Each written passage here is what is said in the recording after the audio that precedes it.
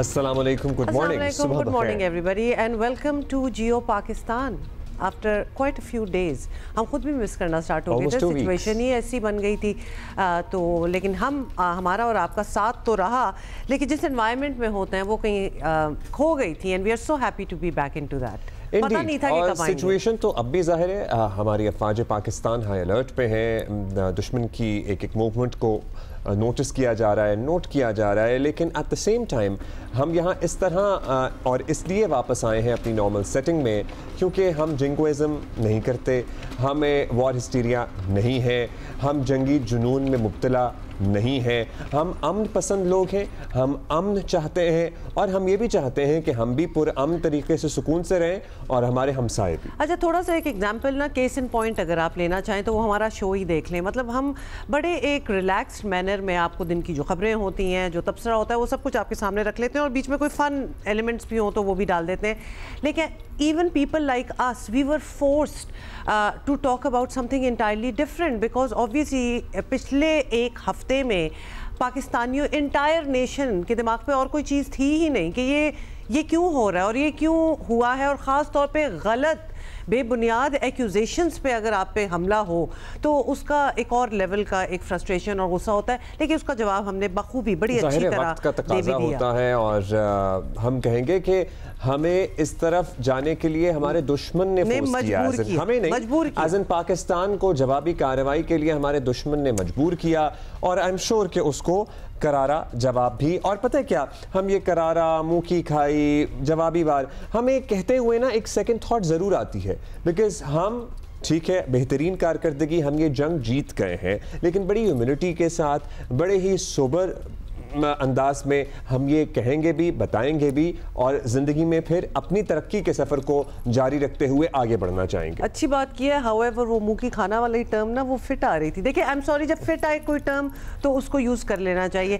मतलब no offence, सिर्फ आपको आज के लिए इजाज़त है, आज के लिए आप इजाज़त दे दें क्योंकि वो टर्म फिट आ रही है ना उधर, उससे बेहतर और कोई टर्म नहीं थी। एनीवे हम आगे चलते हैं क्योंकि लोग ज़रा माइंड कर जाते हैं, of course we don't want to really offend anybody, लेकिन अगर ऑफेंड लेकिन हम ये कहेंगे कि जिस जंगी जुनून में भारत मुब्तला था, वो सिर्फ 4-5 घंटे लगे वो जुनून सर से उतारने में, और जिस एहसास बरतरी का वो शिकार था वो एहसास महरूमी में बदलने में भी इतना ही वक्त लगा। सो पाक फ़ौज ने तकरीबन 4-5 इनफैक्ट घंटे लिए और बिलाशुबा 10 मई को पाक फ़ौज ने फतह और कामयाबियों की ऐसी सुनहरी और शानदार तारीख लिखी है जिस पर हर पाकिस्तानी हमेशा फ़ख्र करेगा। हमने 65 के किस्से सुने थे, हमने 71 की जंग की कहानियाँ अपने वालिदैन से सुनी थी, लेकिन ये वो जंग है जो हमने अपनी आँखों से पाक अफवाज को लड़ते और फिर वतन अजीज़ का दिफा करते हुए और जीतते हुए देखी। और हमने मतलब we did not ask for it, ये हमेशा बात याद रहे, we did not ask for it. हम बहुत ही अमन पसंद लोग हैं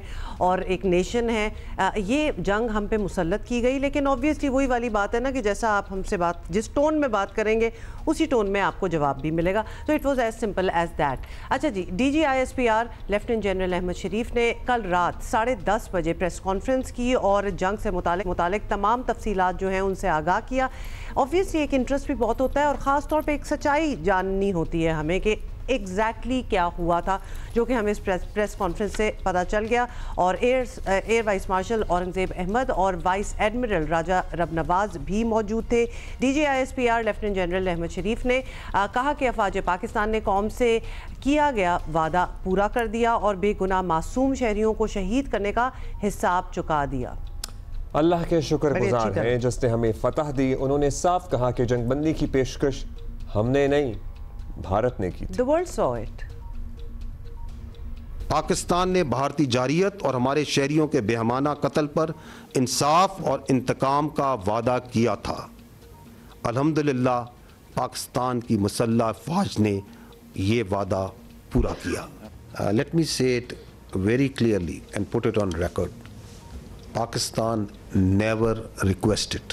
the fact of the matter is that on the night of 6th and 7th May, once those ghastly and cowardly attacks were made, the Indians requested after those attacks, and Pakistan gave a very clear response that we will communicate back only after we have given the response that this and retribution that this act deserves. DG ISPR ने बताया कि भारत ने हमारे civilian शहरियों की जानें ली हैं, लेकिन पाकिस्तान ने, पाक फौज ने जवाब देते हुए किसी सिविलियन को निशाना नहीं बनाया। हम पहले दिन से ये बात बता रहे हैं और हमें बड़ा फख्र है ये बात बताते हुए भी, unlike our enemy and their celebrities and their influencers, जो कि हमारे यहाँ बच्चों की शहादत पर तालियां बजा रहे थे। मतलब ऐसे तनाज़े में imagine the precision to be able to do that कि कोई सिविलियन, किसी सिविलियन की जान ना जाए। महारत का एक अलग लेवल है, ये एक और ही लेवल है। लेकिन हम अपने दुश्मन से क्या तवक्को करें? वो हमारे यहाँ भी वो बच्चों की जाने जाने पे, उनके शहीद होने पे, माओं की गोदे उजड़ने पे, जिनका इस जंग से, इस तनाज़े से कोई ताल्लुक नहीं था, वो तालियां बजा रहे थे, नारे लगा रहे थे। वो फ़लस्तीन और गज़ा के बच्चों की भी, हज़ारों बच्चों की जाने जाने पे भी तालियां ही बजाते हैं। क्या हैं ये लोग? खैर एनीवे, डीजी ISPR का क्या कहना था, ये देखें। भारत के 26 अहम फौजी अहदाफ को निशाना बनाया गया। वो तंसीबात जो पाकिस्तानी शहरियों को निशाना बनाने के लिए इस्तेमाल हुई, और वो तंसीबात जो पाकिस्तान में दहशतगर्दी को फ़रोग़ देने में इस्तेमाल होती हैं। और इन तंसीबात को ना सिर्फ भारतीय गैर कानूनी ज़ेर तसल्लुत जम्मू और कश्मीर में, बल्कि भारत के अंदर भी निशाना बनाया गया। हर हदफ जो हमारे मासूम शहरियों के कत्ल या पाकिस्तान में दहशतगर्दी में बराह रास्त मुलव्वस था, उनको एहतियात से ना सिर्फ मुंतखब किया गया, बल्कि इंश्योर किया गया कि आम शहरी मुतासिर ना हो। ये जो इंश्योर करने वाली बात है ना, यही हमारा तुर्रा इम्तियाज़ भी है। मतलब इसी बात पे हमें फ़ख्र है कि हम एक तो जब ज़रूरत पड़ती है तो अपना दिफा करना जानते हैं, कोई हम पे हमला करे हम उसको जवाब देना जानते हैं, लेकिन हम होना, जंग के आदाब को भी खातिर में और इतना अवेयर होना कि ठीक है जंग तो चल रही है, लेकिन लोगों का कोई, आम आवाम का कोई किसी चीज़ में कसूर नहीं है। और जंग भी हम तो समझते हैं क्योंकि हम पे तो मुसल्लत की गई है, तो इतना इदराक होना, इतना कॉन्शियस होना कि वहीं हम अटैक करेंगे जहां ज़रूरत है। ये वो जज्बा है जो कल हमें सड़कों पे, हमारी शाहराहों पर भी नज़र आया। छुट्टी का दिन था, कल इतवार का दिन था, कौम निकली हुई थी। They were celebrating, they were praising. मतलब दुनिया अगर देखे ना तो उनको पता चले कि हम कितने खुश हैं कि एक सीज फायर हुआ है, एक नॉर्मलसी की तरफ हम जा रहे हैं, एटलीस्ट जंग नहीं हुई। ये कितनी बड़ी बात है कि जंग ना होना। And then there are people not too far away across the border जो कि इस उदासी में बैठे हैं कि जंग क्यों नहीं हुई। जंग तो होनी चाहिए थी, जिस पे हमें और भी पहले तो हमें उनके अटैक होने पे, उनका हम पे इल्ज़ाम लगाने पे सवालिया निशान हम उठा रहे थे कि किस किस्म के लोग हैं, इन्वेस्टिगेट तो करो फिर बताओ। अब तो वो दो बात हाथ आगे बढ़ गई है बात कि अब वो अफसुर्दा हैं कि जंग हुई क्यों नहीं। We really need to, you know, understand. अभी भी बॉम्बे बेकरी पे रश है, दिल्ली रबड़ी पे लाइनें लगी हुई हैं, बॉम्बे स्टोर पे भी लोग मामूल के मुताबिक खरीदारी कर रहे हैं क्योंकि हम अमन पसंद लोग हैं। लेकिन आप लोग तो वहाँ कराची बेकरी का तहस नहस कर रहे हैं जस्ट बिकॉज उसका नाम कराची बेकरी है। ये किस किस्म की, यू नो, थोड़ा सा अपने अंदर झांक कर सोचने समझने की भी जरूरत है। हम अपने हमसायों को कहेंगे ये है वो विजुअल है, ये कराची बेकरी बर्न्स रोड में नहीं है, ये भारत में है। और जाहिर है यहाँ पे जैसे सैकड़ों दुकानें हैं, अंबाला स्वीट है और पता नहीं क्या क्या है मतलब, एंड व्हाई नॉट। मतलब लोगों ने अपनी रूट्स को याद रखते हुए अपने कारोबार शुरू किए थे जब वो आए थे, और ये कारोबार अभी तक उस तरह कायम है। मिटाना चाहते हैं ताकि वो उनको याद ही ना रहे कि वो कहाँ से कोई कनेक्शन है, कहाँ से नहीं है, किस किस्म की बात हो रही है। ठीक है, और ये भी पता लगा है कि जो लोगों ने जंग की खुशी में हजारों केक्स ऑर्डर किए बॉम्बे बेकरी से। मैं हैदराबाद में, और फिर जो हमारी हैदराबाद की जो, ये वही बात कर रहा हूँ। हाँ, क्या बात है उसकी, तो किसी ने मुझे नहीं भेजा वैसे। अच्छा, anyway, we are going back to the DG ISPR की जो प्रेस कॉन्फ्रेंस थी कल। पाक फौज के तर्जुमान ने कौम का शुक्रिया ऑब्वियसली अता किया, और ख़ासतौर पे जंग के दौरान अपनी फ़ौज के शाना बशाना खड़े होने पे उनको बहुत खुशी थी बाकी पूरे पाकिस्तानियों की। और इसके साथ साथ उन्होंने तमाम सियासी जमातों के किरदार को सराहा। हम बिला तफरीक तमाम सियासी जमातों की क़यादत के भी ममनून हैं जिन्होंने सियासी इख्तलाफात से बालातर होकर वतन के दिफा में मुत्तहिद होकर अफवाज पाकिस्तान के शाना बशाना खड़े होने का बेहतरीन मुजाहरा किया। मुसल्लह फ़ौज बिलखसूस पाकिस्तान के वज़ीर आज़म और उनकी काबीना की कायदाना सलाहियतों और जुर्रतमंदाना फ़ैसलों की भी कदरदान हैं, जिन्होंने मुल्क को इस नाज़ुक मोड़ पर दुरुस्त सिमत में रहनुमाई फराहम की। तर्जुमान पाक फौज ने एक सवाल पर वाज़ेह किया कि कोई इंडियन पायलट पाकिस्तान के पास नहीं है। अच्छा, अभी तक हमें इंस्टाग्राम पे मैसेजेस आ रहे हैं कि वो खबर कहाँ है, तो हम आपको पहले भी बता चुके थे अपने प्रोग्राम में भी, अपने सोशल मीडिया पे भी, कि उस खबर में कोई सदाकत नहीं और ख़ास तौर पे वो जो तस्वीरें हैं ना, वो एक खातून जो है, जो सोचा जा रहा था कि फीमेल पायलट है, वो उन्हीं के कुछ साल पुरानी ट्रेनिंग कैंप में पैराट्रूपिंग के वक्त जिस तरह मतलब नीचे आके लोग लेट जाते हैं, इतने थक जाते हैं, वट एवर इट इज़, वो कहने का मतलब है वो तस्वीर तब की है, वो तस्वीर अभी की नहीं है। तो अच्छा, यही फर्क है फेक न्यूज़ की भी। DGISPR ने मीडिया के किरदार को भी सराहा। अब हम पहले दिन से ये बात आपको बता रहे हैं कि हमने कोई इंडियन पायलट कैप्चर नहीं किया है। जब किया था तो हमने चाय पिला के पूरी दुनिया को दिखाया था ना। आज तक याद है। अगर यही सिनेरियो समझ लीजिए कि ये विजुअल्स आते और बॉर्डर के उस पार ये खबर मीडिया के हाथ लग जाती, तो I don't even want to know कि उधर क्या होता है। अच्छा, उन्होंने कहा कि आलमी बिरादरी से किए गए वादे के मुताबिक हमने जंगबंदी पर पूरी तरह अमल किया, लेकिन अगर जंगबंदी की खिलाफ वर्जी हुई, नाउ दिस इज इंपॉर्टेंट, तो पाकिस्तान जवाब देगा। सिंतास माहिदे पर पाकिस्तान का मौक़िफ़ बिल्कुल वाज़ेह है। तर्जुमान पाक फौज ने कहा कि पाकिस्तान टेक्नोलॉजी में बहुत आगे जा चुका है, अभी हमने इसका बहुत महदूद इस्तेमाल किया है। बहुत कुछ है हमारे पास अभी जो अभी नहीं इस्तेमाल किया गया। पाकिस्तानी फ़ौज ने भरपूर साइबर हमले भी किए, जिनके नतीजे में उन भारतीय अहम मवासलाती और इंफ्रास्ट्रक्चर निज़ाम को मफलूज किया गया जो कि भारतीय फ़ौज के इस्तेमाल कर रही थी। ये याद रहे कि पाकिस्तानी फ़ौज के पास ऐसी कई जदीद जंगी सलाहियतें मौजूद हैं जिनका कुछ का इस्तेमाल इस तनाज़े में महदूद सतह पर किया गया और कई सलाहियतें आइंदा के लिए महफूज रखी गई हैं। अच्छा जी, साथ बाकी representatives of the armed forces भी थे, जैसे कि air vice marshal Aurangzeb Ahmed, जो कि आजकल एक सेलिब्रिटी बन चुके हैं, आपको पता है ना, पाकिस्तान में on social media he is a celebrity. तो उन्होंने भी पाक फ़ज़ाइया की जंग के दौरान, तो हीरो तमाम ही है, लेकिन he looks like a hero too. हाँ, he also looks like one. उन्होंने कल प्रेस कॉन्फ्रेंस में एक नया टर्म जो है, वो जंगी टर्म उन्होंने एक इंट्रोड्यूस कराया, जिसको उन्होंने कहा कि मल्टी डोमेन ऑपरेशंस को उन्होंने एक्सप्लेन किया और बताया कि पाक फ़ज़ाइया को भारत की फ़ज़ाइया के मुकाबले 6-0 से कामयाबी मिली। लोगों को बड़ी एक्चुअली इस बात पे एक ह्यूमरस कमेंट ये लगा, देखें। Ladies and gentlemen, as the DGISPR mentioned, I am Deputy Chief of Air Staff Operations. I'll pick up from where I left day before yesterday. PAF versus IF, 6-0.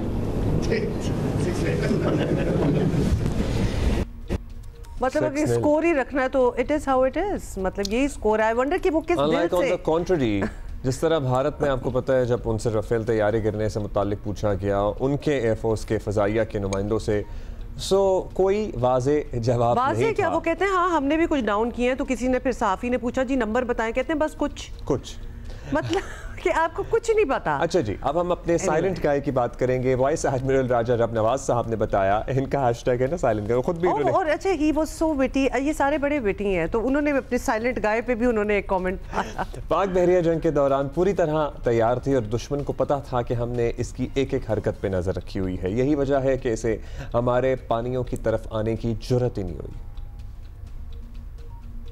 Next time, think of Pakistan Navy and the silent guy. Please remember that with the help of Almighty Allah, our actions will always speak louder than words. Thank you very much, and I request AVM Aurangzeb. So the Indians didn't choose to come on the sea. Now you understand why.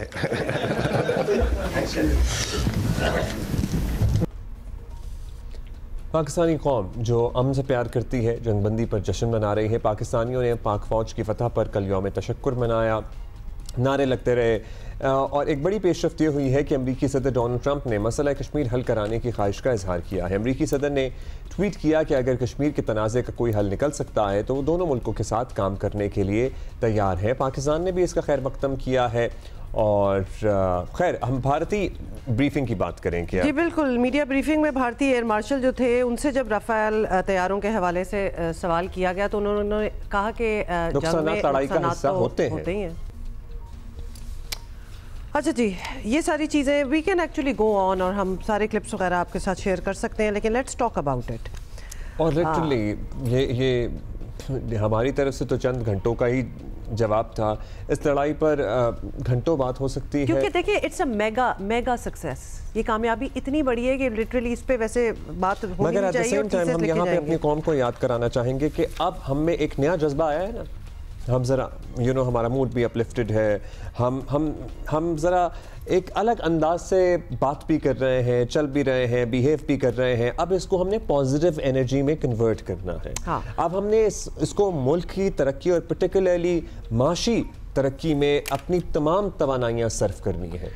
हमें पता है कि हम अपना दिफा कर सकते हैं, हमें तसल्ली हो गई है। Now concentrate. अच्छा, कुछ देर बाद स्टॉक मार्केट भी खुलेगी तो उसकी भी इंशाल्लाह पूरी उम्मीद है कि वो ज़रा पॉजिटिव नोट पे ही खुलेगी, उस पर हम बात करेंगे। मज़हर अब्बास साहब हाउएवर हमें ज्वाइन कर चुके हैं, सीनियर सहाफ़ी हैं। मज़हर साहब, कुछ आपका कॉमेंट सबसे पहले तो उस बात का दे दें, क्योंकि कौम तो जश्न मना ही रही है and it has been a great success for a war जो कि हमने शुरू भी नहीं की और हम चाहते भी नहीं थे कि वो हो। उस ऐसी वॉर में जो हम पे मुसल्लत की गई, उस पे इस तरह सक्सेस करना, इतना गेन करना और एक ग्लोबल डिप्लोमेटिक लेवल पे भी अपने आप को एक सराहना, it's a very big thing, जो कि लिटरली लगता है कि इंडिया की गलतियाँ इतनी थी कि वो उन्होंने खुद ही दे दिया हमें ये तोहफा कि ये लो जी, this is maybe what you wanted. जी बहुत बहुत शुक्रिया। देखिए सबसे पहले तो इस चीज़ की खुशी है कि आज हम जियो पाकिस्तान में मौजूद हैं। जी बिल्कुल। कल तक हम वॉर रूम में थे, उससे पहले हम सिचुएशन रूम में थे और आज हम न्यूज़ रूम में हैं। और इस इत्मीनान के साथ है कि जो पिछले चंद दिनों में हुआ उसमें हमें बड़ी कामयाबी मिली। कामयाबी इस हद तक कि हम मुत्तहिद नज़र आए। हमारी मुसल्लह फ़ौज ने जो जवाब दिया उससे पूरी कौम मुतमईन है, पूरी कौम मुत्तहिद है। लेकिन बहरहाल जंग के बाद बहुत से सोचने के सवालात अपनी जगह मौजूद होते हैं। मैंने भी कल जो भारत के जो फोर्सेस के लोग थे उनकी जो प्रेस ब्रीफिंग थी वो देखी और उनकी बॉडी लैंग्वेज मैं सिर्फ देख रहा था कि उनकी बॉडी, और जो जवाब अभी आपने दिखाया भी कि जिस सवाल का वो जवाब ना दे सके, तो मैं ये सोच रहा था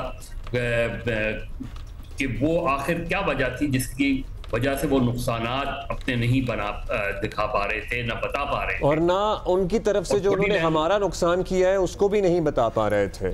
कोई नंबर नहीं था। और मज़हर साहब आज बता ही दें कि डीजीएमओस की क्या बात होगी और क्या बात होती है, आज हो जाए ये बात।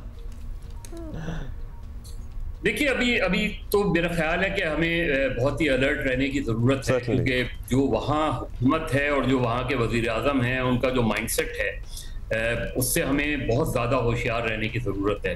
देखिए अभी तक उन्होंने अमेरिकी सदर डोनाल्ड ट्रंप की उस बात का कोई जवाब नहीं दिया, ना उसे मुस्तरद किया है और ना ही उस पर कोई मुस्बत रद्द-ए-अमल दिया है जिसमें उन्होंने कहा है कि वो मसला कश्मीर की सालिसी के लिए तैयार हैं। ये जवाब बड़ा मुश्किल होगा नरेंद्र मोदी के लिए, लेकिन वहाँ जो उनको सियासी तौर पर मुश्किलात का सामना है वो बहुत ज़्यादा बढ़ती नज़र आ रही हैं। कांग्रेस अपना प्रेशर बढ़ा रही है, तो इंडिया के अंदर जो इंटरनल सिचुएशन है वो नरेंद्र मोदी के लिए खासी परेशान कुन है। हमें देखना यह है कि क्या डोनाल्ड ट्रंप की जो पेशकश है या सीज फायर के बाद की जो सूरत हाल है उसमें किस हद तक डिप्लोमेटिक इनिशिएटिव्स जो है वो लिए जाएंगे, और हमारी कोशिश भी यही होनी चाहिए कि ये एक मुस्तकिल सीज फायर की शक्ल इख्तियार कर जाए। आज जो मुलाकात होगी, टेलीफोन में रब्ता होगा, उसमें क्या चीज़ें सामने आती हैं ये तो हमें बाद में पता चलेगा, लेकिन ये सूरत हाल हमारे लिए इत्मीनान बख्श ज़रूर है, लेकिन उसके बावजूद हमें अलर्ट रहने की अब भी ज़रूरत है, क्योंकि वहाँ की सियासी क़यादत से बहरहाल ये तवक्को नहीं की जा सकती कि फौरी तौर पे वो मुज़ाकरात के लिए तैयार हो जाएंगे। फौरी तौर पे जो इंडस वाटर ट्रीटी है उसके हवाले से या दीगर मसाइल के हवाले से सब इंडिया की इंटरनल पॉलिटिक्स आपको क्या इस वाक़े के बाद इंडिया में सियासी मंजरनामा कोई बदलता हुआ नज़र आ रहा है, या उनके पास कोई ऑल्टरनेट लीडरशिप नहीं है? वो जो करिश्मा है, आपको पता है ना, जो कैरिस्मेटिक लीडर्स होते हैं, ये जो पर्टिकुलरली इनका फाशिज्म होता है, हर फाशिस्ट की एक एक्सपायरी होती है, ज़्यादा देर तक फस्तायत सर्वाइव नहीं कर पाती। तो आपको लगता है कि may be it's the start of Modi's downfall? देखिए, कहना कबलस वक्त है, इसलिए कि बदलती सूरत हाल में हम नहीं कह सकते क्या होगा। प्रेशर ज़रूर है। भारत का एक बहुत बड़ा बुरान जो मुझे नज़र आता है, शायद किसी हद तक हमारे यहाँ भी है, वो है सियासी क़यादत का बुरान। अगर आप पूरे जनूबी एशिया में देखें और पिछली 76 साल तारीख में देखें, बहुत कम लीडर ऐसे नज़र आए हैं जिसमें हम कायदाना सलाहियत कह सकते हैं।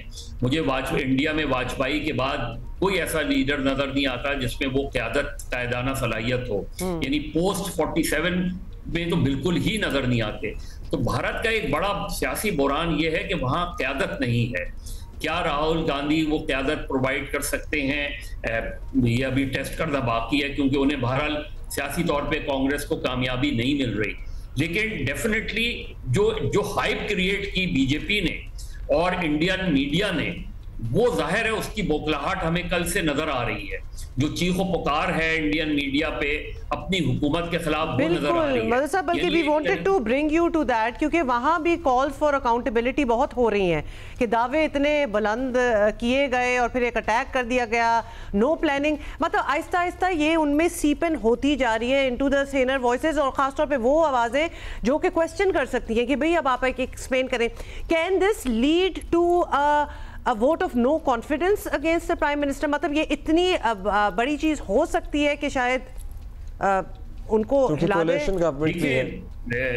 देखिए हुमा और अब्दुल्ला, वहाँ इंडिया में जो जमातें हैं जिनके बारे में ये कहा जा सकता है कि वो मेन स्ट्रीम पॉलिटिक्स में जो है वो नुमायां हैं, उनमें जाहिर है कांग्रेस है, उसमें कम्युनिस्ट पार्टी ऑफ इंडिया है, उसमें और दीगर जमातें हैं। आमतौर पे कोalition गवर्नमेंट ही वहाँ तश्कील पाती है। तो उस लिहाज से दबाव तो बहुत होगा।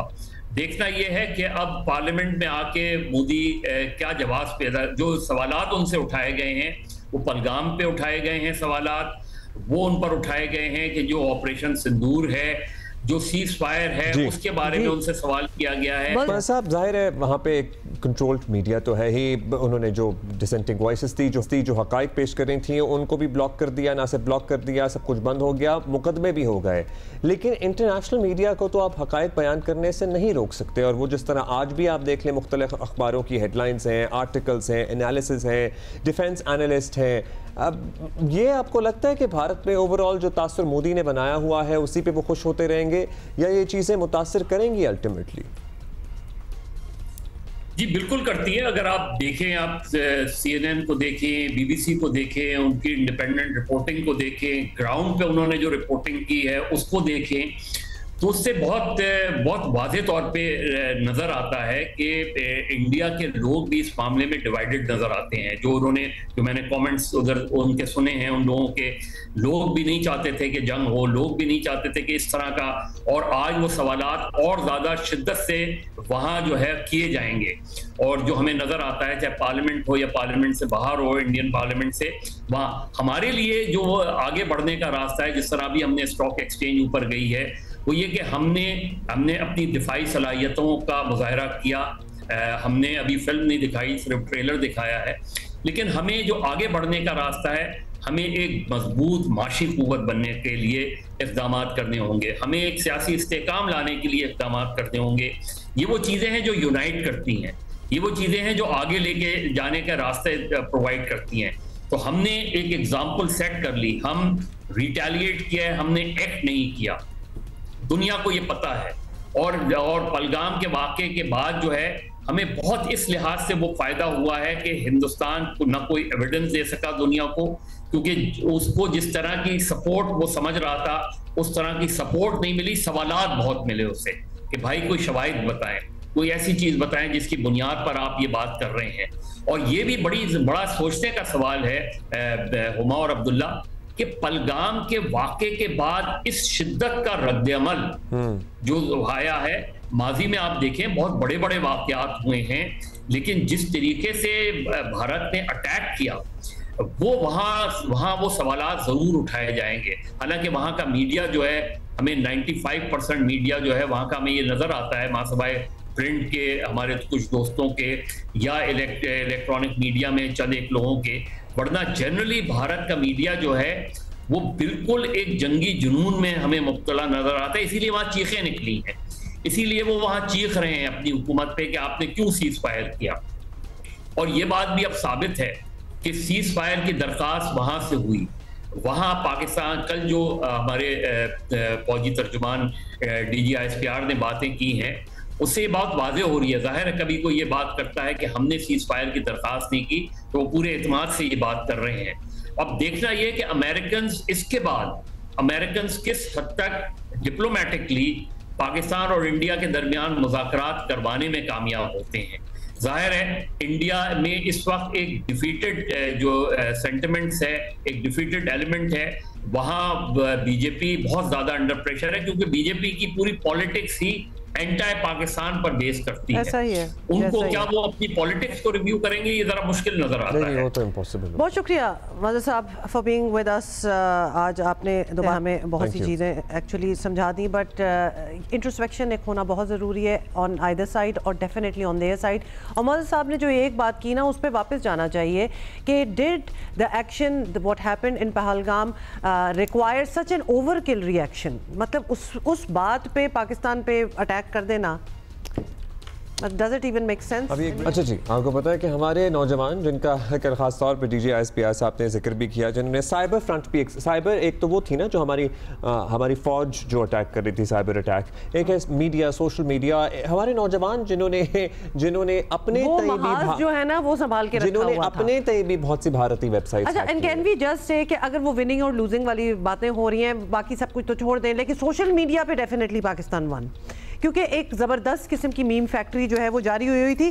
बट बताना आपको ये है कि भारतीय सेक्रेटरी खारजा विक्रम मिस्री जो हैं, उन्होंने भारतीय इंतहा पसंदों की जानिब से शदीद ट्रोलिंग पर अपना ही एक्स अकाउंट जो है वो ब्लॉक कर दिया, अपना बंद कर दिया क्योंकि he was trolled so aggressively and abusively. और इनकी बेटियां हैं और इनके बच्चे हैं और इनके बच्चों की तस्वीरें और इनकी बेटियों पे ऑनलाइन हैरास एंड अब्यूज हो रहा था, and he had to shut it down, he had to restrict it। आपको ये भी बता दें कि भारतीय मीडिया के मुताबिक विक्रम मिस्री को पाकिस्तान से जंगबंदी ऐलान के बाद ट्रोलिंग का सामना था और पाकिस्तान से जंग के हामी भारतीयों ने उनको गद्दार, बेशरम आदमी और ख़ानदान के ताने दिए थे। और भारतीय एडमिनिस्ट्रेटिव सर्विस एसोसिएशन ने विक्रम मिस्री से इजहार यकजहती करते हुए कहा कि ईमानदारी से जिम्मेदारियां निभाने वाले सिविल सर्वेंट्स पर बिला जवाब ज़ाती हमले काबिल अफसोस, मतलब काबिल अफसोस तो है, लेकिन ये चीजें तो पनप रही हैं इधर। जब आप जुनूनी बना देते हैं पूरी कौम को, 1-1.5 अरब लोगों को, मतलब ज्यादातर मेजॉरिटी को, तो फिर ये होता है। इस पर हम मजीद बात करना चाहेंगे, लेकिन अभी हमें लेनी है। अच्छा जी, एक और खबर यह है कि जिनेवा में अमेरिका और चीन के दरमियान तिजारती मुआहिदा हो गया है। This is also big news. White house के मुताबिक अमरीकी सदर को मुज़ाकरात के नताइज से आगाह कर दिया गया है। अमरीकी वज़ीर ख़जाना के मुताबिक चीन के साथ मुज़ाकरात में नुमाया पेशरफ्त हुई है। उधर चीनी मीडिया के मुताबिक चीन अमरीका तिजारती मुज़ाकरात वफ़द जो है वो 12 मई को प्रेस कॉन्फ्रेंस में तफसीलात से दुनिया को आगाह करेगा। Which is today, so sometime today 12 मई। जी बिल्कुल, ओके। अच्छा जी, trying to understand the happenings of the past couple of days और डिसाइफर भी करना चाहते हैं, लॉन्ग टर्म क्या होने वाला है वो भी पता करना चाहते हैं। So we have a lot of people lined up today to help us navigate that. Ejaz Chaudhry साहब हमारे साथ हैं, साबिक सेक्रेटरी खारजा। शुक्रिया सर। सर बताइएगा जो साहब, सब मसला कश्मीर टेबल पर आ गया है या टेबल पर होगा, तो यही पाक भारत के दरमियान अगर मुस्तकिल अमन का कोई चांस है तो हमें लगता है कि बड़े अरसे बाद ये सामने आया है। ट्रंप साहब ने ऐसी कोई बात इससे पहले तो नहीं की थी। अब इंडिया को एक बड़ा सिफारती धचका भी करना कहा जा रहा है इस बात को लेके। हम अपनी इसे कामयाबी कहें कि हम दोबारा से मसला कश्मीर को सामने ले आए हैं। इसमें तो अब कोई दो राय नहीं रह गई कि बर्रे सगीर का अमन जो पिछले 78 साल से नहीं पैदा हो रहा, उसकी वजह मसला कश्मीर है। हिंदुस्तान अगर डिनाइल में है, उससे इनकारी है, तो उससे हकीकत तो नहीं बदलती। अब देखें, अब सारी दुनिया को पता चल गया। मैं उस दिन जॉन मार्शामर को सुन रहा था, उसने भी उनको इंडियन जर्नलिस्ट को बार बार समझाया कि भाई जब तक आप ये मसला हल नहीं करोगे मामला आगे नहीं जाएगा। और आज डोनाल्ड ट्रंप ने भी देख लिया यही चीज़। तो ये हिंदुस्तान को उस डिनाइल से निकलना चाहिए। ये मसला बड़ा संगीन है। पाकिस्तान के साथ बड़ी ज्यादती हुई थी उस वक्त जब ये एक मुस्लिम मेजॉरिटी स्टेट थी, 93% वैली में मुस्लिम थे, और सारी जो उसकी पार्टीशन प्लान की अंडरस्टैंडिंग थी उसके हिसाब से एक पाकिस्तान का हिस्सा बनना चाहिए था। लेकिन एक बड़ी गहरी साजिश के तहत पाकिस्तान से लिया गया। तब भी हमने कहा कि चले, अक़वाम मुत्तहिदा ने कहा है कि प्लेबिसिट कराएं तो कराएं, जो कश्मीरियों की राय है पाकिस्तान कबूल करेगा। आज तक उन्होंने वादों के बावजूद उसको पूरा नहीं किया और हमेशा ये कोशिश करते रहे कि पाकिस्तान पे टेररिज्म के नाम पर दबाव डालते रहे। आज जो कल का जो बल्कि जो वाक़या हुआ, उसके बाद से पाकिस्तान ने ये दुनिया के सामने हिंदुस्तान का ये बिल्कुल आश्कार कर दिया दुनिया के सामने कि असल मसला वो नहीं है जो हिंदुस्तान कह रहा है क्रॉस बॉर्डर टेररिज्म। असल मसला तो जम्मू एंड कश्मीर है, क्योंकि इसके लोगों के साथ पिछले ख़ुसूसन 6 साल से बहुत ज्यादती हो रही है। उनकी स्टेटहुड छीनी जा रही है, उनकी मुस्लिम अक्सरियत खत्म कर रहे हैं, उसकी शनाख्त छीन रहे हैं। इसलिए ये मसला हल करना जरूरी है। और खदशा ये है कि ये और होगा इस वाक़े के बाद वहाँ पे कश्मीरियों के साथ। डर यही है सर। ये भी बताइएगा एजाज चौधरी साहब कि ये सीज़ फायर डील जो है ये अमेरिका ने कराई है और अच्छी बात है, जंग ख़त्म हो गई इसी वजह से। लेकिन एक खदशा ये है कि अमेरिका ने एक ऐसा सीज़ फायर हमास और इजराइल का भी कराया था और उसका अंजाम तो पूरी दुनिया ने उसके बाद देखा कि इजराइल ने किस तरह उस डील की धज्जियाँ उड़ा दी। तो ये मिसाल सामने रखते हुए क्या हमें होशियार रहना होगा कि एक्चुअली एनीथिंग कैन हैपन? नहीं, ये मैं समझता हूँ ये एनालॉजी दुरुस्त नहीं है। पाकिस्तान ने बज़ोरे बाजू अल्हम्दुलिल्लाह और अल्लाह के फजल से लोहा मनवाया है। और अब हिंदुस्तान ने अगर उनसे सीज़ फायर मांगा है तो इसलिए नहीं कि वो अपनी दरिया दिली दिखा रहा है। वो तो पाकिस्तान का जब जवाब देखा उसने तो खौफजदा हो गए। उन्होंने कहा हमने तो समझा था पाकिस्तान एक वॉकओवर है, ये आराम से एकदम से दब जाएगा। इसीलिए तो पहले उन्होंने मिसाइल फेंके, फिर ड्रोन्स भेजे, फिर उसके बाद हमारे बेसिस पे हमला किया और हमने फिर जब जवाब दिया तो फिर वो हैरान और हक्के बक्के रह गए। इसलिए कोई फेवर नहीं है, ये उनके अपने इंटरेस्ट में है कि वो अब इस बात को जान लें कि पाकिस्तान को कमज़ोर ना जाने। पाकिस्तान के साथ बैठ के अगर बातचीत कर लें तो आपके लिए भी बेहतर होगा। इस तरीके से आप नहीं कर सकते हैं कि कभी पाकिस्तान के पानी बंद कर दें, कभी कोई इल्ज़ाम लगा के हमले कर दें। अब आइंदा ऐसा नहीं होगा। मेरे ख्याल में टर्म्स ऑफ एंगेजमेंट बदल गई हैं और हिंदुस्तान को ये समझ लेना जो है उनके लिए जितना जल्दी समझे उतना उनके लिए। सर, अब होपफुली सब ठीक रहे और उम्मीद भी हमें यही करनी चाहिए कि बात कश्मीर पर मुज़ाकरात तक पहुँच गई है तो आगे पेशरफ्त भी हो। लेकिन मुज़ाकरात की मेज़ शायद आपको लगता ही नहीं है कि भारत के साथ बात करना, जिस नहज पे वो आ गए हैं, इतने अरसे से बात करने पर राजी नहीं है, जंग से भी बड़ा चैलेंज हो तो। इस डायलॉग से हमें क्या मिल सकता है और रियलिस्टिकली हमें क्या तवक्को रखनी चाहिए? देखिए, अमन की जो ख्वाहिश है वो पाकिस्तान की है, लेकिन अमन को हासिल करने के लिए एक प्रोसेस होगा। अमन कोई डेस्टिनेशन खाली नहीं है, एक प्रोसेस है। अगर बातचीत जो हिंदुस्तान ने पिछले 9 साल से मुकम्मल तौर पर बंद कर रखी है, हत्ता कि स्पोर्ट्स के कॉन्टेक्स्ट भी नहीं होने दे रहे, हत्ता कि अब रिलीजियस जो जाते थे पिलग्रिम्स उनको भी रोक दिया है, तो जो बीमारियों के लिए जाते हैं उनको भी रोक दिया। तो ये कोई उनकी अच्छी रविश नहीं है। बातचीत करने से बहुत सारे मसाइल होते हैं, जिस तरह ज़ाती ज़िंदगियों में बहुत सारी रंजिशें ख़त्म हो जाती हैं अगर हम एक दूसरे के साथ बातचीत कर सकें। इसलिए हिंदुस्तान को मेज़ पर आना चाहिए। अच्छा, मेज़ पर आते हैं तो क्या होगा? पाकिस्तान के लिए बहुत ज़रूरी है कि वो 2-3 आइटम्स जो है ना उनको प्रायोरिटी आइटम्स दें। सबसे पहला आइटम ही टेररिज्म का होना चाहिए। इसलिए नहीं कि खाली हिंदुस्तान की वो क्या पाकिस्तान के ऊपर इल्ज़ाम है, बल्कि इसलिए भी कि पाकिस्तान ने हिंदुस्तान से बड़ी शिकायत की है कि पाकिस्तान के अंदर हिंदुस्तान की तरफ से जो टेररिज्म किया जा रहा है, खुसूसन बलूचिस्तान में और KPK में, हमें वो मेज पर रखना है, कोई रास्ता ढूंढना है, कोई किसी किस्म का कोई कमीशन बने या कोई ऐसी चीज बने जो एविडेंस तलाश करे और फिर हिंदुस्तान को इल्जाम लगाए, और इसी तरह पाकिस्तान भी कोई एविडेंस उसके सामने रखे और फिर पाकिस्तान भी हिंदुस्तान पर उसी तरह इल्जाम लगाए। तो ये मामला पहला। पर तो दूसरे नंबर पे पानी है। पानी भी बहुत ही पाकिस्तान के लिए, उसकी हयात के लिए, उसकी बका के लिए, उसकी ज़राअत के लिए बहुत ज़रूरी है। वो मेरे ख्याल में उनको कहना पड़ेगा कि आप ये रोल बैक करें, अपनी सस्पेंशन इंडस कमिश्नर्स को मिलने दें और ये मामलात को लेकर चले। अगर साइड पे आप नेगोशिएट करना चाहते हैं ऑप्शनल प्रोटोकॉल, क्योंकि बहुत तब्दीलियां आ चुकी हैं, जरूर कीजिए, लेकिन ट्रीटी को आप इस तरीके से सस्पेंड नहीं कर सकते। और तीसरा चीज कश्मीर का है, जिसके ऊपर मैंने पहले बात की है कि ये एजेंडा बहुत ही अहम है। कश्मीर के ऊपर अगर जब तक कश्मीर में अमन नहीं आता, हिंदुस्तान को अब तक अंदाजा हो जाना चाहिए कि 78 साल के तक कश्मीरियों ने उनकी जो ऑक्यूपेशन है उसको रेजिस्ट किया है, वो नहीं रहना चाहते हैं आपके साथ, और कितनी बार वो आपको कुर्बानियां दे दे के बताएं। बहुत शुक्रिया। कश्मीर नहीं हल होगा, इस खत्ते में पायदार अमन नहीं आ सकता। हम पहले भी ये कहते थे, हम बीच में भी ये कह रहे थे, दुनिया नहीं सुन रही थी। भारत तो ऑब्वियसली अपने ही जोन में था, लेकिन अब दोबारा जब हम ये कह रहे हैं तो हम उम्मीद करेंगे कि दुनिया सुने, क्योंकि दुनिया ने अब इस मसले की तरफ दोबारा तवज्जो की है या नज़र की है, और अमरीकी सदर का इस मसले की निशानदही करना इज़ रियली इंपॉर्टेंट। यस, क्योंकि मसला तो 80 सालों से चल ही रहा है, मतलब 80 या व्हाटएवर बहुत अरसे से चल रहा है।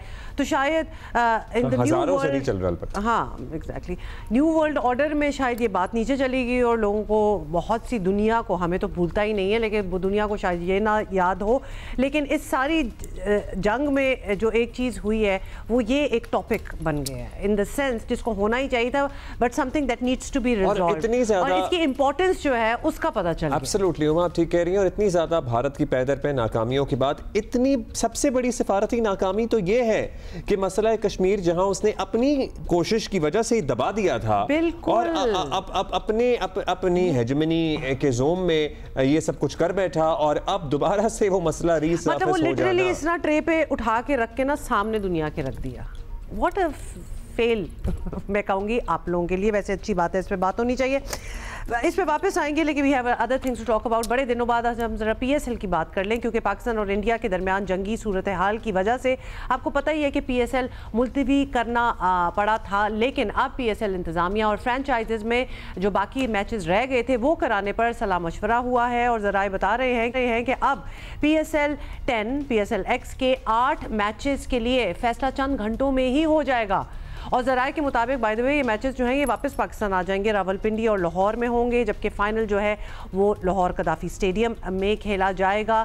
और ये भी बता रहा है कि इंटरनेशनल प्लेयर्स जो थे वो वापस चले गए हैं, वो शायद नहीं होंगे। बेशतर खिलाड़ी दुबई चले गए थे जो अब अपने अपने मुल्कों को जा चुके हैं। अब फ्रेंचाइजेस का इंतजार मुकम्मल तौर पर मकामी खिलाड़ियों पे होगा। मैं तो कहता हूँ ठीक ही है, हाँ, okay, मतलब if it comes to that, तो ठीक है, मौका मतलब मिलेगा, भरपूर मौका मिलेगा हमारे मकामी टैलेंट को। हमारे जो नौजवान बच्चे हैं उनसे उनको लेके आए, उन्हें ये मौका फराहम करें, अपॉर्चुनिटी दें। हम इस टाइम मैं कहता हूँ टीमों में भी, PSL की टीमों में भी डिवाइडेड नहीं है। हाँ, हम इस टाइम सिर्फ पाकिस्तान है। मतलब मैं अगर PSL की टीम हूँ, मैं इस टाइम सिर्फ ये करूंगा, मेरे सारे मैचेस फ्रेंडली हो जाएं, मेरे सारे मैचेस फ्रेंडली हो जाएं, और मैं सिर्फ नौजवानों का टैलेंट सामने लेके आने की कोशिश करूं अपनी टीम में। क्योंकि मैं ये सोचूं कि अगर मेरी टीम में से कोई एक हमें स्टार मिल गया, या 2 मिल गए, 3 मिल गए, तो इससे बड़ी मुल्क की सर्विस क्या होगी। और एक पॉइंट ऑफ व्यू और पर्सपेक्टिव भी बदलने की बात है ना, तो चलो इस तरह भी सोच लेते हैं कि जो जंग हुई, अभी हम कश्मीर के मसले को एकदम से उभर जाना उसकी बात कर रहे थे, same for PSL also, in the sense कि लेट ऑल पाकिस्तानी प्लेयर्स हमारे साथ हैं, क्योंकि हर टीम में आपको पता है 4 होते हैं ओवरसीज खिलाड़ी। अब 4 नहीं होंगे तो कितना मौका मिलेगा। राना साहब एक तो बताइएगा, ये बड़ी ड्रामाई सूरत हाल रही आप लोगों के लिए भी।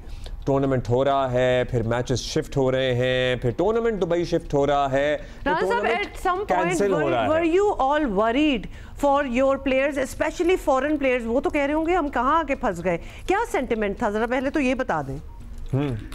बहुत शुक्रिया हुमायूं अब्दुल्ला। बिल्कुल आप ठीक कह रही हैं, बहुत अनफॉर्चुनेट सिचुएशन थी। और लेकिन जब बहुत अरसे से ये बात हो रही थी कि पहली दफ़ा जो है वो PSL और IPL इकट्ठे हो रहे हैं, लेकिन कभी किसी ने ये नहीं सोचा था कि जंग भी शुरू हो जाएगी उसके साथ साथ, और ना सिर्फ वो पोस्टपोन होगा बल्कि PSL भी पोस्टपोन होगा। सो ऑब्वियसली सारे लोगों की तरह फॉरेनर्स के भी बहुत ज्यादा कंसर्न थे, और स्पेशली जब रावलपिंडी के करीब जब ड्रोन गिरा तो उसके बाद तो काफी ज्यादा पैनिक की सिचुएशन थी, लेकिन चेयरमैन मोहसिन नकवी साहब ने खुद उनसे जाके मिले और उनको बड़े तसल्ली दी, और उनको उसके बाद इमीडिएटली उनकी फ्लाइट का इंतजाम भी किया, और फिर यही सोचा कि जाके दुबई में खेलते हैं, लेकिन उसके बाद फिर यहाँ पे हालात नॉर्मल हो गए, तो अब यही ख्याल किया जा रहा है कि पाकिस्तान में इस टूर्नामेंट का दोबारा आगाज करें। और कैसे करेंगे राना साहब? आपके जो इंटरनेशनल खिलाड़ी हैं वो क्या दुबई में आपके लिए इंतजार कर रहे हैं सूरत हाल में, या फिर वो लोग अपने अपने मुल्कों में वापस जा चुके हैं? How to go about it now? Abdullah, ये लीग जो है ना, ये इंटरनेशनल खिलाड़ियों से ज्यादा पाकिस्तान के आवाम की लीग है, और मैं समझता हूँ कि जब ये वापस आती हैं और हम सिर्फ एक काम कर दें कि हम ये कहें कि हम फ्री ऑफ कॉस्ट एंट्री करें, लाहौर में भी इस्लामाबाद में भी, सिर्फ आपको पाकिस्तान का झंडा लेके आना होगा, बनता है, जबरदस्त मंजर होगा।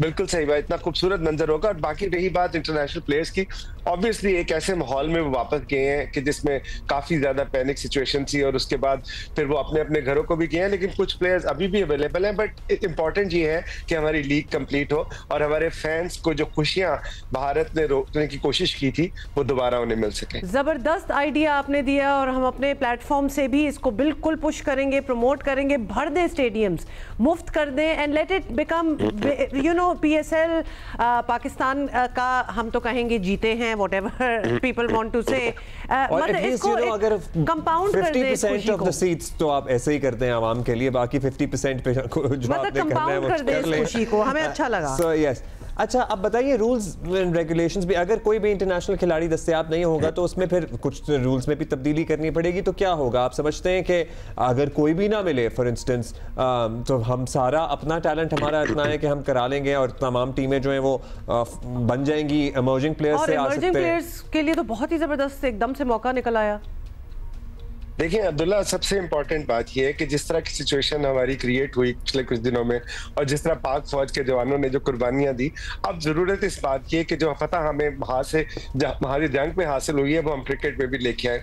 और मैं समझता हूँ कि इंटरनेशनल प्लेयर्स तो डेफिनेटली इंपॉर्टेंट होते हैं, लेकिन जो हमारा यंग रॉ टैलेंट है, और सबसे इंपॉर्टेंट बात यह है कि जब स्टेडियम्स भरे होंगे तो एक बहुत ही जबरदस्त मैसेज आएगा दुनिया के आसपास कि जी हमारा जो खेल का जुनून है वो किसी जंगी जुनून से कम नहीं है। Can you tell us how far are we from reaching a decision? मतलब आप लोग जाहिर टीम ओनर्स हैं तो आप लोगों से तो मुसलसल मशवरा हो रहा होगा। और राना साहब यही सेंटिमेंट्स हैं बाकियों के भी जो आप हमें बता रहे हैं? आई एम श्योर कि बाकियों के भी डेफिनेटली यही सेंटिमेंट होंगे, और जो आप बात करें इंशाल्लाह आज शाम तक या आज रात तक जो है कोई ना कोई डिसीजन जो है फाइनल हो जाएगा। क्या आप कह रहे हैं, हमें कंफर्म करेंगे कि मोस्टली चीजें तय पा चुकी हैं या अभी कुछ होना बाकी है? मतलब हम आपको खुदाफिज करने के बाद अपने शो में ये कह दें कि वाकई PSL पाकिस्तान वापस आ गया?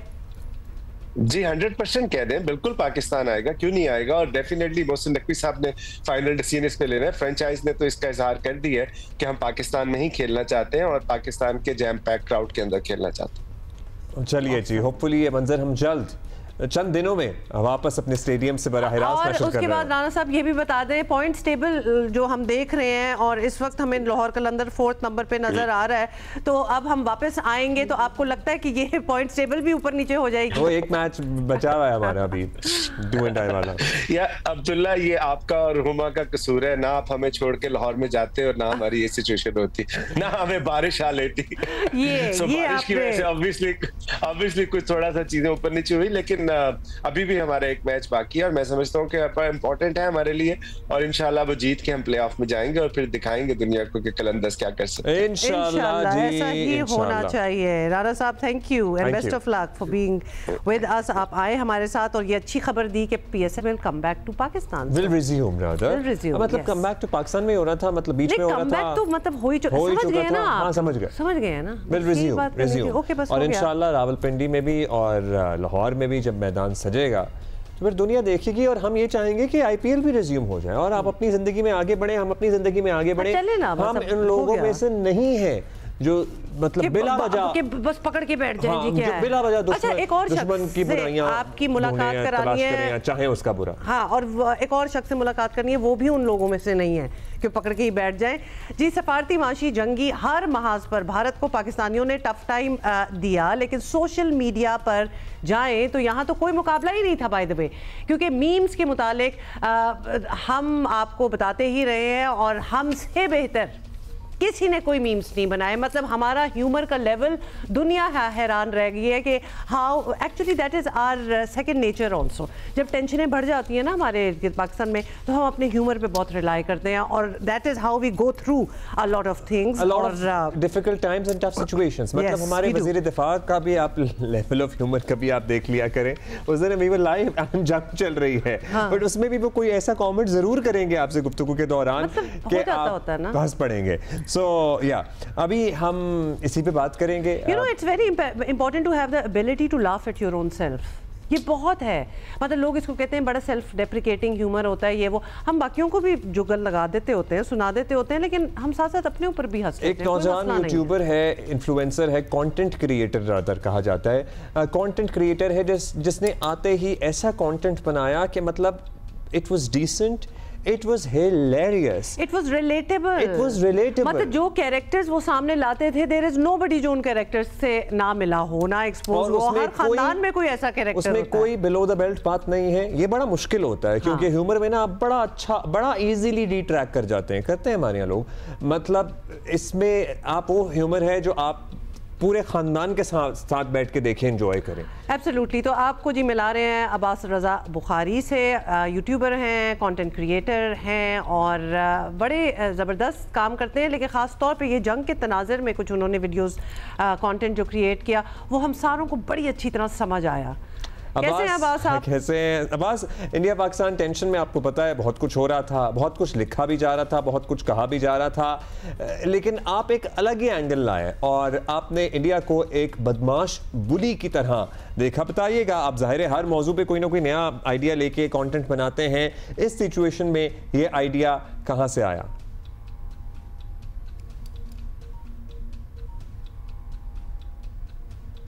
जी देखिए, ये बात तो अब किसी ढकी छुपी हुई नहीं है कि इंडिया ने अपने आप को अंडर दिस करंट एडमिनिस्ट्रेशन एक रीजनल बुली के तौर पे पोजीशन करने की कोशिश किया पिछले कुछ सालों के अंदर से। लेकिन वो जो एक बुली वाला नैरेटिव उनके स्टेट लेवल पे परसिस्ट करता है, वो अब उनके अवाम के अंदर भी ट्रांसेंड कर गया। और मेरा जो ये टेक था वो प्योरली अवामी पर्सपेक्टिव से था, क्योंकि मैं अवाम का बंदा हूं, मैं सोशल मीडिया का बंदा हूं, इंटरेक्शन होता है लोगों से। और इंडिया में मेरा अकाउंट बैन होने से पहले मेरी एक मैसिव फॉलोइंग थी इंडिया में, जो कि खैर अभी भी आते हैं, VPN वगैरह लगा के वो आते हैं जवाब देने, आपको गालियां देने, आपको हमारी फीमेल कंटेंट क्रिएटर्स, इन्फ्लुएंसर्स ने मुझे स्क्रीनशॉट्स के साथ दिखाया कि कैसे उनकी DMs में आके वो उनको रेप थ्रेट्स देते हैं, वाइल्ड बातें करते हैं, खलीज ज़बान इस्तेमाल करते हैं वहां पर। और अगेन ये एक सर्टन क्लास है, मैं जनरलाइज नहीं कर रहा इसमें सारे भारत के अवाम को। मैंने ये जो बुलिंग चलती है पाकिस्तानियों की, उसको जहन में रख के, और जो कि ऑब्वियसली इंटेंसिफाई हो गई इन पिछले 4-5 दिनों के अंदर, ये मैंने अपना एक टेक दिया, जिसमें मेरा मकसद सिर्फ ये था कि अगर तो कोई इंडियन इसको देखे और उसके जहन में ये बात समझ में आ जाए, जो इस तरह की एक्टिविटीज में मुलव्वस रहता है सोशल मीडिया के ऊपर, तो शायद उसको एक जवाब मिल सके कि हमें पता है आप ये क्यों करते हैं और हमें इससे कोई खास ज्यादा फर्क नहीं पड़ता। और हमारे लोग भी उससे देख के शायद कुछ ऐसी चीजें पिक कर सकें जिसमें वो उनको जवाब दे सकें और उनको कन्फ्रंट कर सकें ऐसी सिचुएशंस के अंदर, और बुली ना हो बिल्कुल भी। क्योंकि अगर आप बुली होते रहेंगे एक इंसान से और उसको वो चीज नहीं बताएंगे जो उसको सुननी चाहिए, तो वो कभी भी बाज नहीं आएगा और कभी भी रुकेगा। अच्छा, ये अब्बास आपने अच्छी बात की है और ख़ास तौर पे आपने स्पेसिफाई किया है सर्टेन क्लास। मतलब सोचे हम कितने केयरफुल हैं कि हम ऑल अक्रॉस सारे इंडिया में बुरे हैं, सारे इस तरह करते हैं। We are not those kind of people जो ये करें। तो ये अच्छा आपने किया कि आपने सर्टेन क्लास को ही कहा। अब्बास ये भी बता दें कि अब एक बुली का इलाज क्या होना चाहिए? Why don't you tell us? एक बुली का इलाज उसको जवाब देना ही होता है, लेकिन ये ख्याल रखें कि आपने उसकी जबान में जवाब नहीं देना। वो अगर आपको गाली दे रहा है, आपने वापस गाली नहीं देनी। वो आपसे अग्रेसिव हो रहा है, आपने वापस अग्रेसिव नहीं होना। क्योंकि अगर आप उसी की जबान में उसको जवाब देना शुरू कर देते हैं तो बुली की जीत हो गई है, क्योंकि वो थ्राइव करता है आपकी नेगेटिव एनर्जी और इमोशन के ऊपर। आप उनके साथ फैक्ट्स, फिगर्स, रीजन, लॉजिक, इन चीजों के साथ एंगेज करें। आप उनको बताएं कि आपको क्रिटिकली सोचना पड़ेगा जो चीज आपको बताई जाती है उसके बारे में।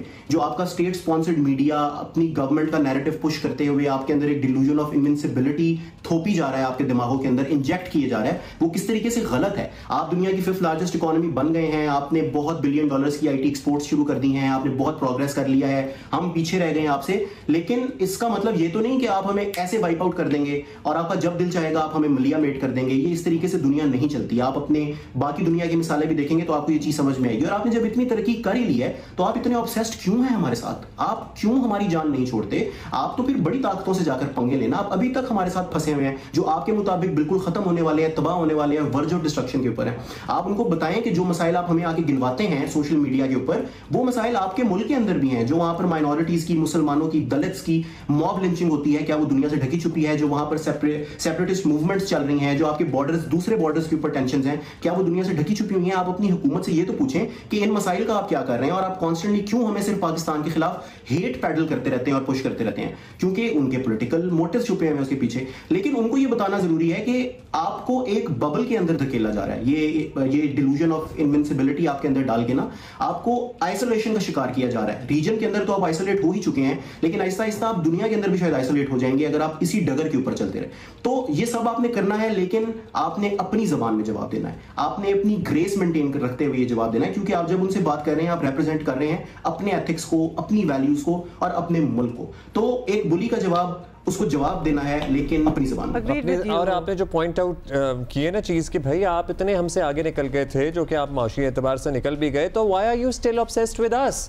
आप तो कहते हैं ना कि हम तो बस खत्म होने वाले हैं, हमने तो अपनी तबाही खुद ही कर ली है, तो फिर हमें खुद ही करने दें। और बड़ी अच्छी आपने बात की कि क्रिटिकल थिंकिंग और लॉजिक और रीजन से जवाब दिया जाए एंड नॉट बी बुलीड। क्योंकि बुली की वाकई आप सही कह रहे हैं बात कि अगर वो अपने लेवल पे आपको खींच के नीचे ले आए तो उसकी तो जीत ऑलरेडी होगी ना गाली गलौज से। और बुली के सामने तो चुप रहना भी नहीं चाहिए। सो बुली के सामने जब आप चुप रहते हैं तो वो भी उसकी जीत होती है। अच्छा अब्बास, आपने अपनी गुफ्तगू में एक बात सर्टन नंबर ऑफ पीपल या सर्टन परसेंटेज ऑफ पीपल या सर्टन क्लास की थी। जाहिर है अब ये बात तो हम भी नहीं कहते ना मानते हैं कि दुनिया में 1.25 अरब लोग जो भारत में बसते हैं वो सारे एक जैसे होंगे, वो सारे एक्सट्रीमिस्ट होंगे, वो सारे हिंदू एक्सट्रीमिज्म को परवान चढ़ाते होंगे। जाहिर है इतने तो मुसलमान भी वहाँ बसते हैं, इतनी दीगर सेकुलर लोग भी बसते हैं। तो क्या हम ये उम्मीद रखें कि कभी हमारे हमसाए में समझदार लोग हावी आएंगे, सब्र और तहम्मुल रखने वालों की अक्सरियत होगी, वो अपने नुमाइंदों को हुक्मरान बनाएंगे और ये खित्ता अमन की तरफ जा सकेगा?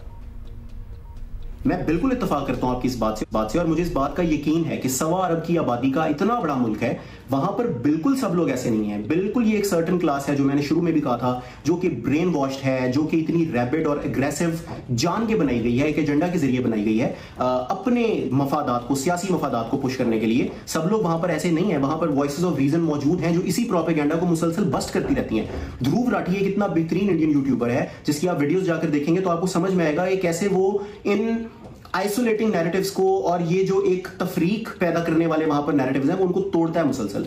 और बहुत सारी वॉइसेस ऑफ रीजन है वहां पर, बेहतरीन आर्टिस्ट हैं जिनसे मैंने खुद बहुत कुछ सीखा है अपने काम के अंदर से। बहुत बेहतरीन लोग हैं, मेरे दोस्त हैं वहां पर जो कि ऐसे नजरियात नहीं रखते और वो लोग अपॉलोजेटिक थे इन सारी चीजों के बारे में जो होती रही हैं पिछले 1 महीने के अंदर। तो वहां पर ऐसे लोग नहीं है। हमने बड़े होते हुए इंडिया को एक बहुत ही प्लूरलिस्टिक मुल्क, एक एथनिक सोशल डाइवर्सिटी वाला मुल्क, कल्चरल डाइवर्सिटी वाला मुल्क ऐसे देखा और सेलिब्रेट भी किया बतौर पाकिस्तानी।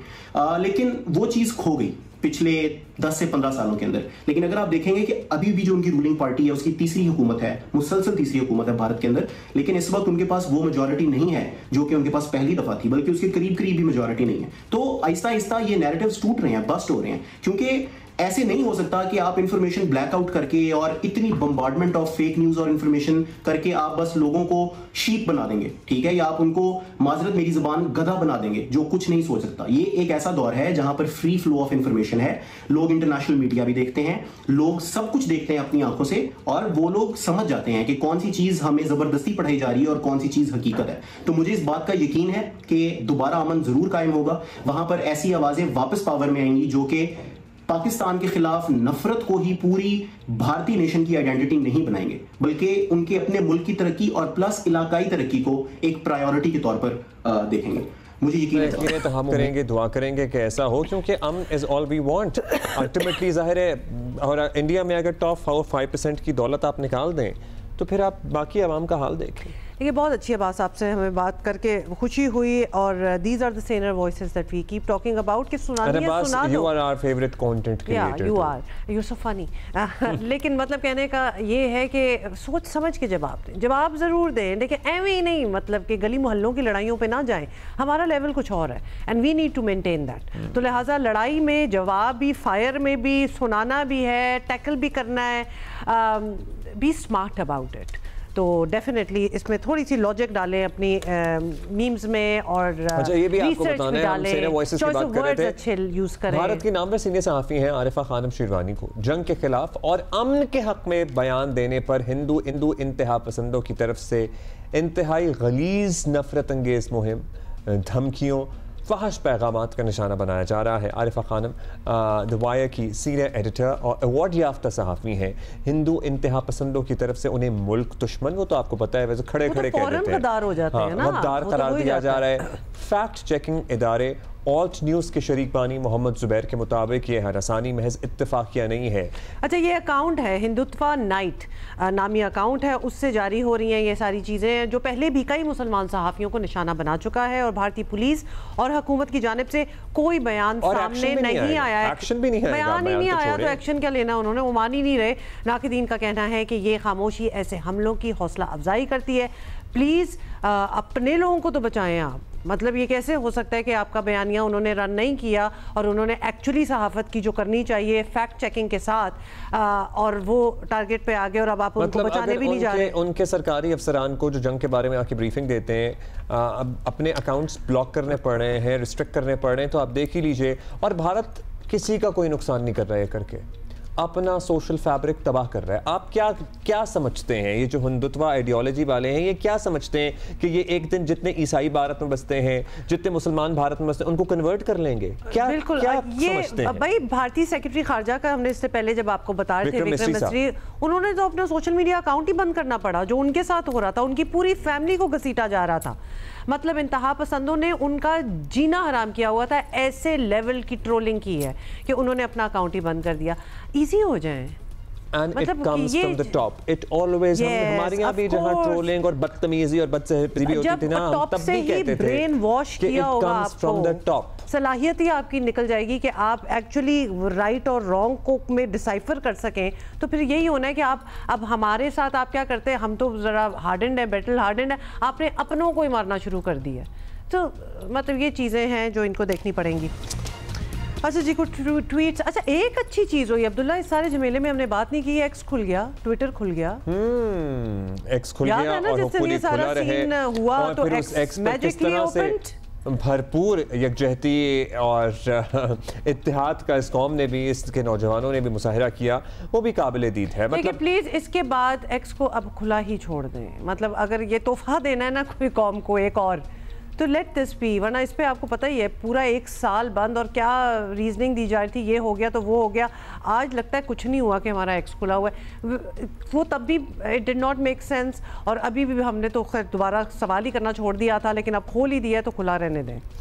उसी से तो हमें पता चल रहा था कि actually what all is going on and not. वो एक अलग महाज है, हाँ, जो हमने संभाला हुआ है, वो एक बिल्कुल अलग महाज है जो कि हमने संभाला हुआ है, और वहां से पूरी दुनिया को पाकिस्तान का मौक़िफ़ पहुंचाया गया। जहां अनलाइक इंडिया, जहां उन्होंने 8000 अकाउंट्स बंद करने की दरख्वास्त दे दी, हमने सबको खुली छुट्टी दी और हमने कहा लिखो, और पूरी दुनिया से जो भी रिपोर्ट हुआ वो एक्स पर पहुंचा, एक्स से पूरी दुनिया तक हमारा मौक़िफ़ पहुंचा, और इसीलिए पाकिस्तान के मौक़िफ़ की जीत भी होती और है। पूरी दुनिया का मौक़िफ़ जो है वो हमारे तक पहुंचा, इन द सेंस कि पाकिस्तानी अवाम, वरना वो काफ़ी क्लूलेस रहते, हमें तो पता था कि क्या हो रहा है, लेकिन दुनिया जब उसको सराहती है कि actually yes, who called for instance, who called for cease fire and all that. मतलब दुनिया के जब आप व्यूज़ पढ़ सकते हैं, एडिटोरियल्स पढ़ सकते हैं, ओपिनियंस आपको पता चलते हैं, फिर आप ज़रा खुश होते हैं कि actually you are on the right track.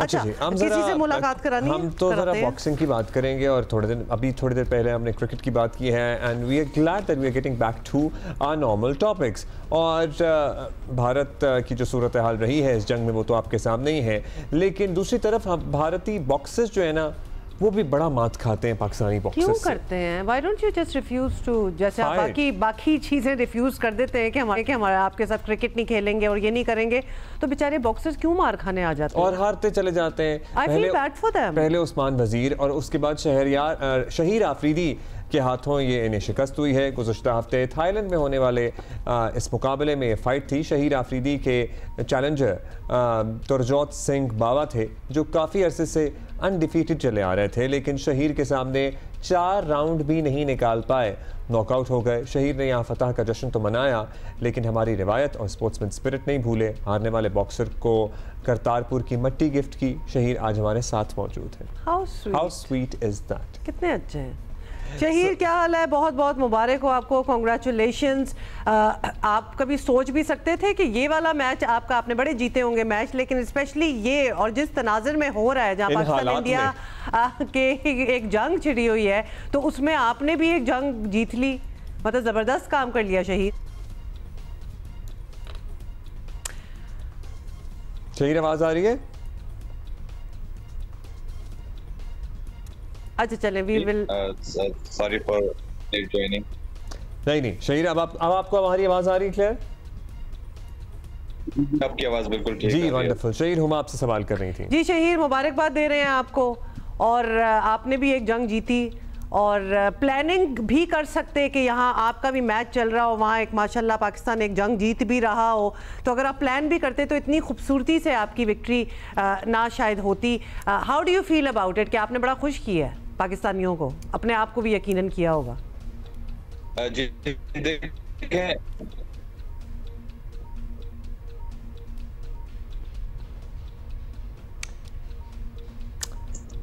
we can't hear you actually. There's some मेरा ख्याल जी हम कनेक्ट दोबारा करते हैं। We would like to speak to Shaheer, और आपको पता है कि हमें बड़ा अच्छा लगता है हमारे स्पोर्ट्स पर्सन दुनिया के किसी कोने में, टू बी ऑनेस्ट, चलें ये तो जरा अपोनेंट इंडियन हो गए, किसी को भी हरा रहे हो, we are happy for ours, क्योंकि हमें पता है कि वो कितने चैलेंजेस से जहाँ पहुँचते हैं वहाँ पहुँचते हैं, वी नो दैट।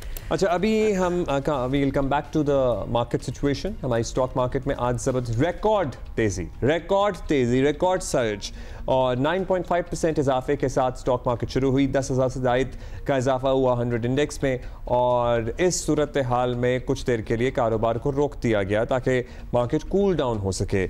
आने वाले दिन क्या पैटर्न्स प्रिडिक्ट करेंगे? वैसे भी आपको पता है हमारे इंटरेस्ट रेट मुसलसल कम हो रहे हैं। अगर आपने कहीं और इन्वेस्टमेंट की हुई है सो आप please come and start investing in stock market. It is more lucrative, it is more beneficial. अगर आप खुद नहीं समझ सकते तो there are companies out there जो आपके funds और equities manage कर सकती हैं, तो आप उनको ये जिम्मेदारी दे सकते हैं। लेकिन instead of keeping your funds in banks and just getting interest, आप इस तरफ म्यूचुअल फंड्स भी एक अच्छी वही कई वाली बात कर ऑप्शन, हाँ मतलब बड़े, और exactly when you come this side, उसमें अदरवाइज भी होते हैं, when you come this side तो आपको पता चलेगा कि आपके पास ऑप्शंस कितनी हैं। सो रियाज एंडी हमारे साथ जो कि स्टॉक मार्केट में मौजूद है पाकिस्तान स्टॉक एक्सचेंज में, और आरिफ हबीब साहब से गालिबन बात कर रहे हैं। जी, ओवर टू यू रियाज। जी अब्दुल्ला, आज है तो उसने एक 10,000 पॉइंट ये शानदार कामयाबी थी जो पाकिस्तान में नज़र आई है, और इस वक्त मार्केट जो है वो थोड़ी देर के लिए बंद है, हॉल्ट है, बिकॉज अगर रूल ये है कि अगर मार्केट 5% से ज़्यादा जब मूव करती है KSE 30 इंडेक्स, तो उसे 5 मिनट के लिए, उसे 1 घंटे के लिए बंद किया जाता है। इस वक्त मौजूद है हमारे साथ आरिफ हबीब साहब, जैसे आपने कहा अब्दुल्ला, तो ज़रा उनसे भी बात कर लेते हैं। अस्सलाम वालेकुम। पहले तो आपको मुबारक हो, पूरी कौम को मुबारक। तो इसने बहुत खदशात थे पाकिस्तान के बारे में सिक्योरिटी के हवाले से, वो सारे दूर कर दिए हैं। देखें, आई थिंक इंडिया ने बहुत बड़ी ब्लंडर की कि पहलगाम का वाक़े को जो है बहाना बना के वो पाकिस्तान में घुस आया, और वो एग्रेसर जो है उसने ये समझे कि हम पाकिस्तान को जो है like a piece of cake हम कर लेंगे। लेकिन अल्हम्दुलिल्लाह हमारी फोर्सेस ने जो है वो ये बता दिया, न सिर्फ उनको बता दिया, पूरी दुनिया को बता दिया, और कौम की बहुत सारी दुआओं के साथ उन्होंने और सबका हौसला जो है वो बढ़ा दिया। तो ये इतना कामयाब ऑपरेशन जो है होना और इतना कामयाबी से डिफेंड करना, क्योंकि आपको तो पता है कि एग्रेसर जो है वो तो सब दुनिया भर में कंडेमनेबल है कि अगर किसी ने भी किया है, और जो डिफेंडर है वो डिफेंड को तो उसको डिफेंस करने का जो है पूरा हक है। तो पाकिस्तान ने जो है वो पूरे तहम्मुल से भरपूर जवाब जो है वो दिया, जिससे उसकी इज्जत में बहुत ज़्यादा इजाफा हुआ। बेशक इज्जत देने वाली ज़ात उसकी है और उसने बढ़ाई है। तो मार्केट भी जो रिएक्ट किया है, उसने इंटरेस्ट रेट का एक बाकी था, IMF की जो डील हुई थी वो बाकी था, लंदन में हमारी एक टीम गई थी पाकिस्तान की, उसको बड़ा अच्छा रिस्पॉन्स था। ये सारी चीज़ें जो है उसने मार्केट को ये पुश दिया है 1000 पॉइंट। जी बिल्कुल, माशाल्लाह पहले ही हम मैक्रो इकोनॉमिक स्टेबिलिटी हासिल कर चुके हैं और उससे पाकिस्तान की अब इकोनॉमिक स्टोरी जो है वो प्रेजेंटेबल है, बेहतर है। तो जिसको हमने अभी ये लंदन में हमारे फाइनेंस मिनिस्टर और प्राइवेटाइजेशन एडवाइज़र जो है वो उनके साथ, मोहम्मद अली साहब उनके साथ थे, उन्होंने किया, बहुत सही इनिशिएटिव इनका था। और बाकी भी जो पॉजिटिविटी, जिस तरह आपने जिक्र किया कि हमारा पॉलिसी रेट में कमी होना, IMF की जो है दोनों फैसिलिटीज़ की अप्रूवल जो है वो होना, और फिर ये इज़्ज़त से जो है वो ये इंडिया पाकिस्तान का जो कॉन्फ्लिक्ट है वो पाकिस्तान की फेवर में जो है होना, ये बहुत आई थिंक मोरल बूस्टिंग है। तो ये बड़ी स्ट्रॉन्ग फाउंडेशन है इकोनॉमिक ग्रोथ के लिए। अब ज़रा एक वो जो सियासी मसला है वो भी अगर हल हो जाए तो हम, इट्स अ हाईवे है, मैं तो ये कहूँगा कि पाकिस्तान जो है हाईवे पे खड़ा है। जी बिल्कुल, आई थिंक हम तमाम जो स्टेक होल्डर्स हैं, जो सियासी स्टेक होल्डर्स हैं, उनको अर्ज करूँगा कि अब ये बहुत अच्छा मौका है कि अल्हम्दुलिल्लाह हम बहुत अच्छे तरीके से कमबैक किया है और जो दुनिया को जो है मनवाया है, जो हम हकीकत में थे, लेकिन हमारे ख़िलाफ़ बहुत ज़्यादा जो है नेगेटिव प्रोपेगेंडा था, पर्टिकुलरली इंडिया की तरफ से कि शायद गरीब हो गया और पाकिस्तान खाने के लिए नहीं है और पाकिस्तान बहुत कमज़ोर है, लेकिन उसने बता दिया कि हम कितने स्ट्रॉन्ग है। इसी तरह हम इकोनॉमिक फ्रंट पे जो है वो इंशाल्लाह सबको जो है उस पोजीशन में बताने की, बहुत जल्दी हम इंशाल्लाह रिकवर होने की पोजीशन में, और इसमें जो है अगर ये सियासी मामलात को भी जो है वो पार्लियामेंट में ही जो है वो डिबेट हो, डिस्कस हो और ये चीज़ें तय की जाएं बाहमी मशावरत से, तो वो आई थिंक और सोने पे सुहागा हो जाएगा और पाकिस्तान को लिए जो है फिर और उसको ऊपर जाने के लिए कोई, यानी उनकी और फर्दर तरक्की में जो है कोई चीज़ फिर हायल नहीं होगी इंशाल्लाह। कोई तरक्की में हायल नहीं होगी अब्दुल्ला। तो ये है मैसेज आरिफ हबीब साहब का। और मैं तो ज़रा मार्केट को भी अगर आपको दिखा सकूं तो ये KSE 100 अगर आप देखें कोई दिन लाल हुआ करता था, आज ये ग्रीन है, तो वो जो ग्रीन की सलामी है वो हर तरफ से आ रही है। यहाँ 10,000। अच्छा रियाज, जो हॉल्ट हुआ था कारोबार कुछ देर के लिए, वो बहाल हो गया है? नहीं, अब वो होगा 10:46 पे, अभी इसमें थोड़ी देर है। जी अब बहाल हो गया है। और इस वक्त भी मार्केट 9,160 पॉइंट इजाफे से 1,16,334 पे है। जी अब्दुल्ला, जबरदस्त Riyaz Andy, thank you and we gonna see you tomorrow इंशाल्लाह। Have a great day.